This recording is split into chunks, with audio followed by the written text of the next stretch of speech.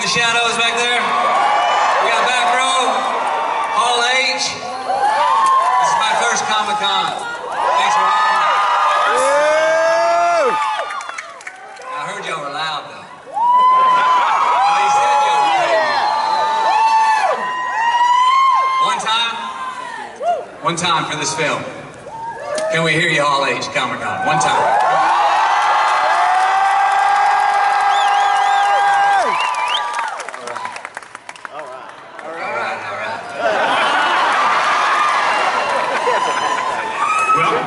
You can say it. All right, first time at the con. Tell us about how you became a part of this film. Stand back up for this. Feels a little weird. I got, how did I become a part of this? I got a call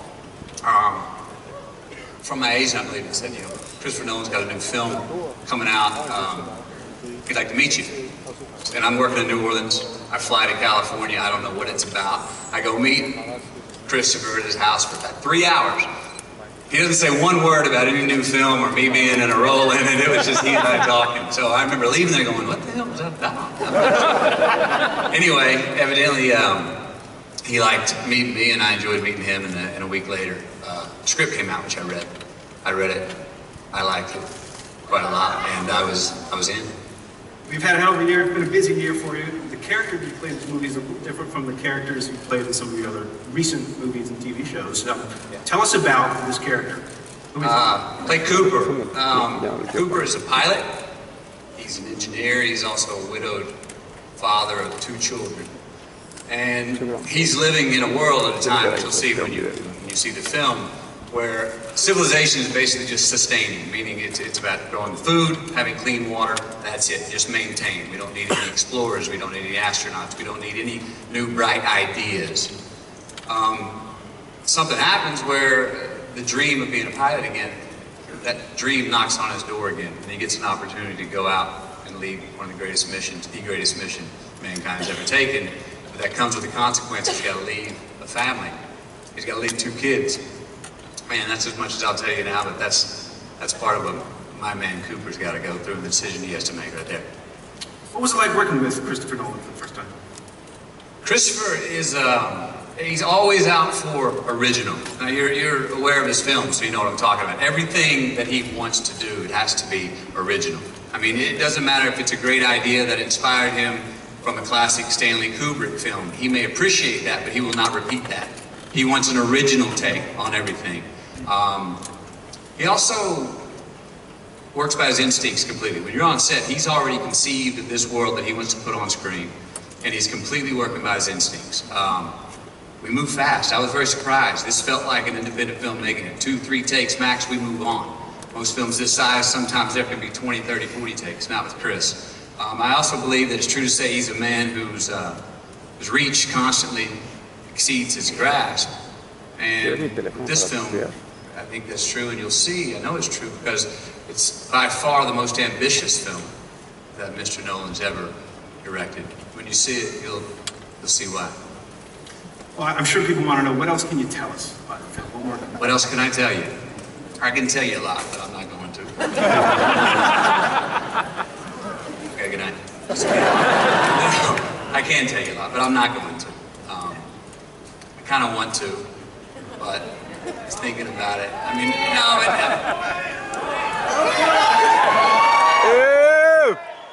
I'll tell you what, here's the thing. I'm not the best guy to tell you about it, but I'm not. Anyway, let me introduce someone who it's his first time at Comic-Con. Man who's never been here before, but he's here tonight to tell you that and answer that question. Will everybody get up off of your feet and introduce Christopher Nolan?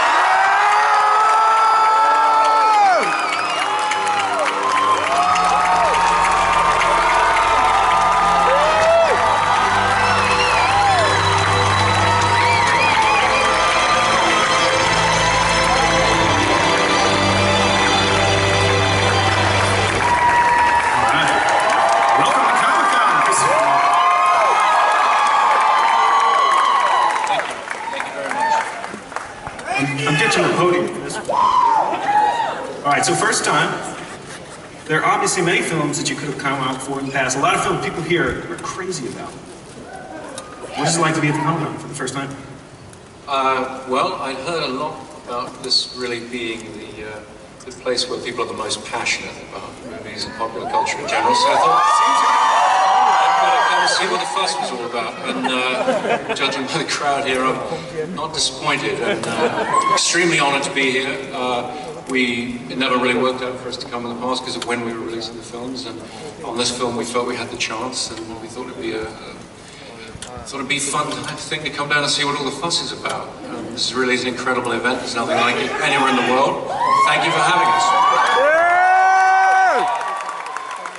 And thank you for all your support for our films over the past. Your enthusiasm has been an extraordinary thing. It's really been the backbone of all the success we've had, so we're very, very grateful, so thank you. I think people are excited to get. So tell us, Interstellar, why make this movie now? Well, I've always been a huge fan of science fiction. I'd grown up really being amazed by the science fiction of the past. Obviously, Star Wars, 2001. You know, these are things that made an incredible impression on me. But more than that, I grew up in a time where to be an astronaut was the highest ambition of any child, really. We all just assumed that if we could really get somewhere, we'd become astronauts and so forth. And the idea that we would keep exploring space, we would keep pushing further and further out into the galaxy, seemed inevitable. And I felt that had fallen off greatly over the last couple of decades. That is to say, there's been a period of incredible technological change. It's been technology very much related to what's in your pocket, what's in your living room. And I really like the idea, and I hope it's true, that we're on the cusp of a brand new era of exploration where we're looking outwards, we're traveling outwards more.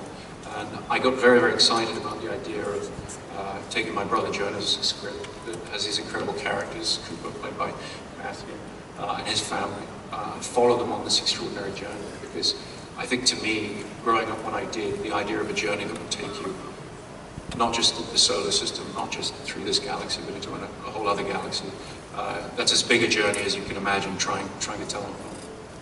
Well, speaking of telling that journey on film as a filmmaker, you've always gone for practical sets, gone away from CGI. But when you're trying to depict a story in outer space, it's not so easy. So what can you tell us about the filmmaking techniques you use to render that? Well, we've done a lot of things in terms of trying to create the reality of what this kind of space mission would be. A lot of innovative techniques, a lot of combinations of different techniques. And I'm not going to tell you what they are because I want you to come see the film with me. I mean, truthfully, really the driving force for me was trying to give as much reality for the actors as possible. And so the way in which we put our spaceship interiors together, we really wanted to have real views outside the windows for Matthew and Anne and the rest of the cast to be able to really try and experience what it's like to be involved in that kind of journey.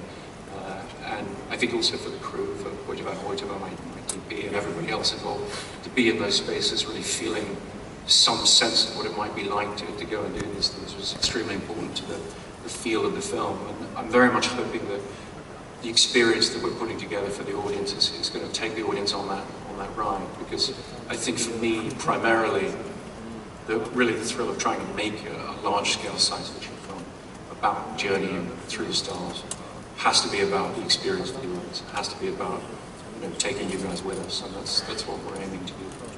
Does your decision to film in IMAX play into that, making it outside, bigger and fun? Very much. It being such a high-resolution format, just being the biggest possible way to see a film and immerse the audience in it. That format, which we used on a couple of movies, it felt really the perfect way to try and paint this on a very large canvas, because we're trying to show the biggest possible images, the biggest possible imaginable phenomena that exist in the universe. To try and do that, you need the biggest canvas possible, and that's what the IMAX film format is giving us. Tell us, just to wrap up, what does Interstellar mean to you? I think these people here will tell me what it means to me when they see it, because I think no film is finished until it goes to its audience and is discussed and dissected and what have you by its audience. That really always the last stage of me trying to figure out what it is that we've been on about. But certainly what I think we've already learned in the journey of making the film so far is that it's really about human beings. It's about what it is to be human and what our place is in the universe. And what we've found, which other filmmakers have found before us, is almost the further that you travel out into the universe, the more you realize it's all about what's in here and who we are as human beings. Well, I'm being told that we're very short on time and that we don't have time for Q&As, but let's say this. If you guys promise to make a couple of them very quick for Christopher and Matthew, can we do that? Yes? All right, quick. Let's do it. I saw someone with a Teenage Mutant Ninja Turtle hat run to the mic. Run to the bathroom, perhaps? All right, who's first? Go ahead. Hello. I wanted to ask what the scientific research was like for this film. Well, we're very fortunate that we have Kip Thorne, who's an executive producer on the film, who is an expert on all of these things. Particularly, he's done a lot of writing about the possibility of wormholes as they would appear in space-time and so forth. So, for me, in working on the script, it was a lot of very intense conversations with somebody who's a lot smarter and better informed than I am, that would eventually make my head hurt a bit. But I had the advantage of being able to say to Kip, well, I don't want to understand this stuff too much because I have to be able to explain to the audience. But he's a very generous collaborator and somebody who's really spent an incredible amount of time thinking about these concepts. I can see Kip Thorne's books on Amazon skyrocketing right now. One more question.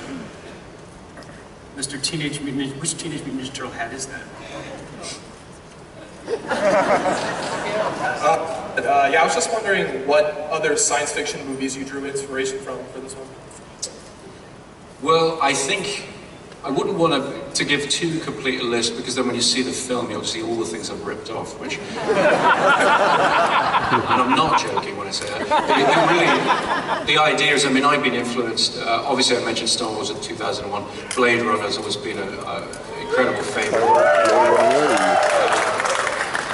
I know every line of it, every shot, all that. But really the whole gamut, you know. I think the single biggest influence, I mean, would probably have to be 2001, which they re-released after Star Wars came out when I was a kid, so I was able to go with my dad to the cinema at Leicester Square in London and see it on the big screen. It was such a memorable experience for me, just to go on that journey in that way. That we really have an ambition with this film, not to do what that film did, because I don't think anybody ever could, but to tell a similarly ambitious story in terms of the scope and scale. That is to say, I want, you know, kids today to be able to go with their parents and sit, watch this story unfold on an enormous screen and really feel engaged with it. That's my ambition for the film. I'm really striving towards that.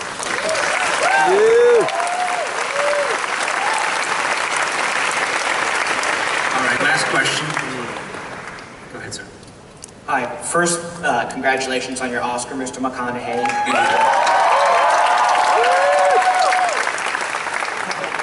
And my question is for Mr. Nolan. I've seen a lot of your movies, and I was just curious, why do a lot of your films deal with psychology? You deal with a lot of psychological issues in your movies. Just what about it fascinates you that you use that as a theme in your movies? I wouldn't say that it was necessarily that conscious, an idea of dealing with psychology, but some clever psychologist can probably explain why. The truth is, I'm just interested in people, and I'm very interested in the idea of subjectivity versus objectivity. I'm very interested in the idea that we're each imprisoned in our own subjective view of the world around us. We believe that there's an objective reality, but we're all trapped really within our own perceptions of the universe. And I think that's always an interesting thing to try and explore in any film you make. Questions of point of view and so forth. I think that naturally leads towards mental process, I suppose. Thank you. Christopher, anything else that we can tell these guys about Interstellar? Nothing whatsoever.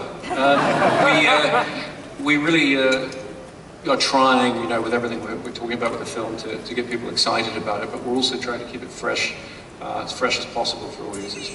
I mean, I suppose if you guys are interested, we do have a trailer that's going to come out fairly soon. But you're saying it's never been seen before? It's never been seen before and won't be seen by anybody else. These people should indicate that they would like to see it.